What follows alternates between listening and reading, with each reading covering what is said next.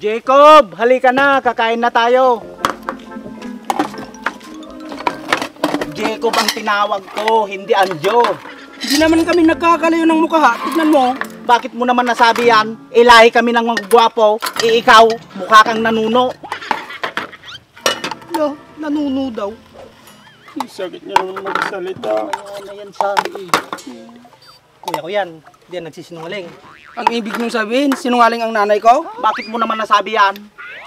Sabi kasi ng nanay ko, gwapo daw ako at artistahin. Sino ba namang nanay na sasabi ang pangit ang anak? Alis na nga lang ako.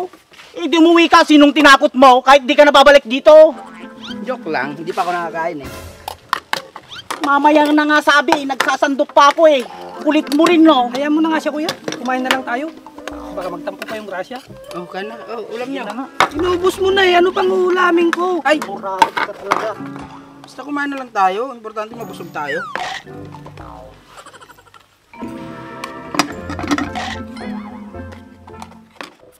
Grabe, nabusog ako dun ah. Ang dami kong nakain. Obvious ba? Eh halos wala na kaming maulam ni Jacob. Dahil nilagay mo lahat sa plato mo. Bakit? Paminsan-minsan lang naman ako nakikain sa inyo ah. Gaano kadalas ang minsan, Anjo? Minsan.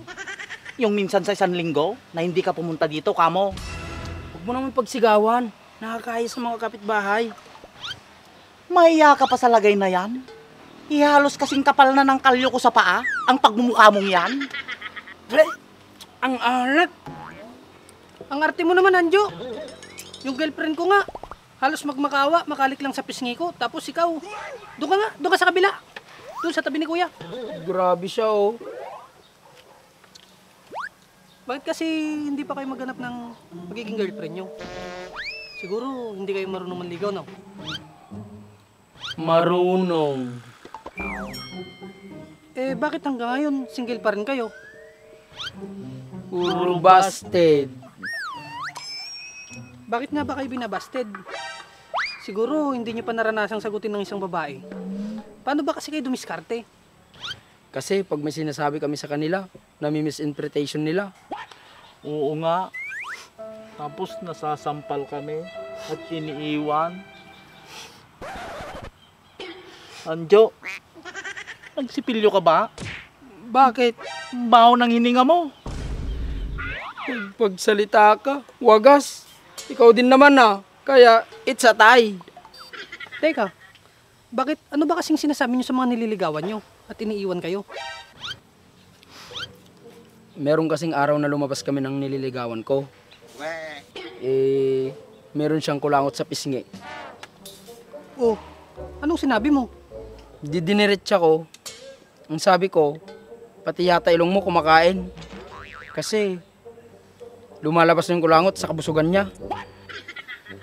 Oh, eh anong nangyari? Akala niya siguro nagbibiro ako.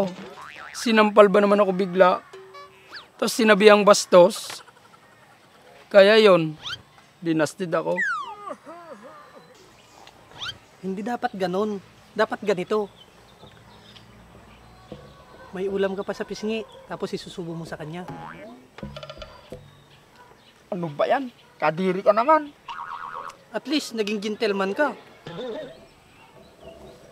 Ako, iba naman yung kaso ko. Yung kadit ko, may BO. Kaya sinabihan ko ng diretsahan. Eh, anong sinabi mo? Amis, alam ko ang flavor ng pabango mo. Sibuyas. Kasi nangangamoy sibuyas ka. Bigla ba naman akong sinabihang bastos? Sabay sampal. Ayun, nag-walk out. Kuya, hindi dapat kasi ganun. Dapat ganito. Amis, gusto mo hulaan ko yung flavor ng pabango mo? Paborito ko kasi yung amoy niyan. Siguro ang flavor niyan sibuyas. O di, natuwa pa sa yung chicks pag ganun. Oo nga no, hindi natin naisip yun. Paano mo iisip yan? Eh ang iniisip mo lang kung saan ka kakain ulit pagkatapos dito sa bahay. Grabe ka naman. Bakit alam mo? Siya nga pala Jacob. Parang pumuputi ka. Anong gamit mong sabon? Naku, wala. Hindi lang ako lumalabas pag tirik ang araw. Ganon? Magaya ka nga. Sos, nagpapaniwala ka dyan. Maputi na talaga siya. Kontrabida ka talaga. Malay mo, hindi ako maarawan, pumuti ako. Kalokohan. Yang itlog mo nga hindi nga naarawan, maitim pa rin.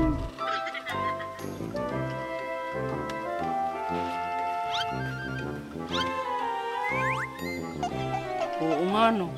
Sandali!